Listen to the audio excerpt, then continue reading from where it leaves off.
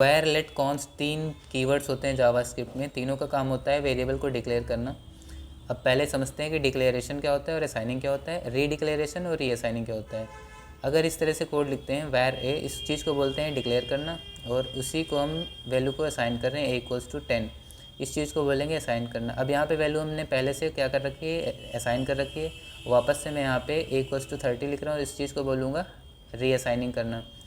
अब वेरिएबल को हम दोनों चीज़ कर सकते हैं, यानी कि वेरिएबल को रीडिक्लेयर भी कर सकते हैं, यहाँ पे जैसे कर रहे हैं ये वेरिएबल a=15, और रीअसाइन भी कर रहे हैं। दोनों काम हो जाएगा, कोई एरर नहीं आएगी। बट वहीं पे लेट में क्या होता है, सिर्फ हम वेरिएबल को रीअसाइन कर सकते हैं, रीडिक्लेयर नहीं कर सकते हैं।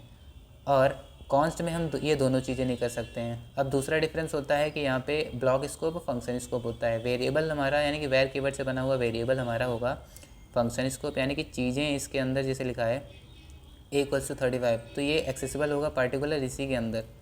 और इसके बाहर अगर कंसोल कराते हैं वेरिएबल ए को तो ये 25 उठाएगा। अब 25 क्या है, ये ब्लॉक स्कोप वाला यहाँ पे, यानी कि ये ब्लॉक स्कोप इससे बाहर एक्सेस हो सकता है वेर कीवर्ड। अगर ब्लॉक में वेर कीवर्ड से बना हुआ वेरिएबल है तो उसको बाहर एक्सेस कर सकते हो, सेम वैल्यू उठा लेगा। बट फंक्शन के अंदर जो है वो फंक्शन के अंदर ही एक्सेसिबल होगा।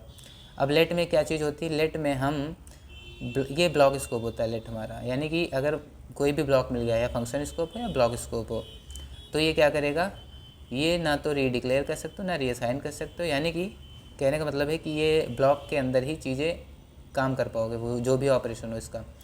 देन हमारा है कॉन्स्ट। कॉन्स्ट में कोई भी काम नहीं कर पाओगे आप। वो हमारा क्या होता है, एक तरह से वो भी ब्लॉक स्कोप ही है, उसमें ना तो रीअसाइन होता है ना रीडिक्लेयर होता है, कुछ भी नहीं होता है।